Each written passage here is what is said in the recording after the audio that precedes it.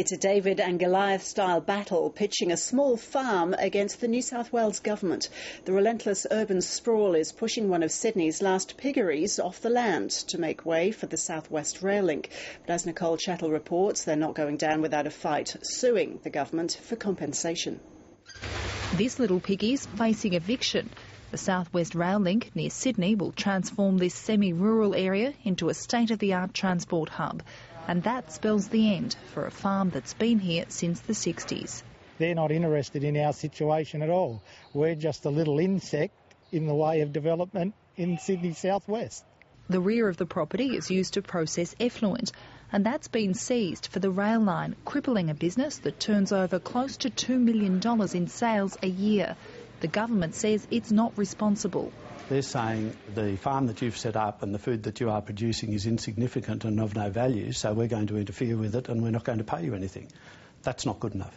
The problem is the land behind me now belongs to the government, and the farmers could face environmental fines of up to $1 million simply for doing what they've always done for the past 50 years. In an industry dominated by imports, the meat here is processed on site. Waste is used to grow pasture, worms and make potting mix. And the pigs themselves are pathogen-free, being used for medical research, even transplants. People that had heart valve transplants often get a pig's heart valve. Those sorts of things have got to come from somewhere.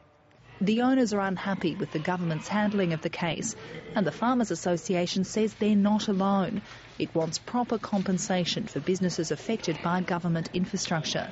I think businesses all around Australia are potentially under threat of governments making decisions without considering the needs of those businesses.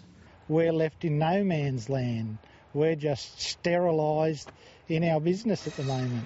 Do we give up or die? I think that's what the people at the government want us to do. The state government says it's committed to looking at property rights, but that's cold comfort for David Bligh, who knows his business can't survive but has no compensation to start over and no clue as to just when he'll be forced to close for good. Nicole Chattel, ABC News.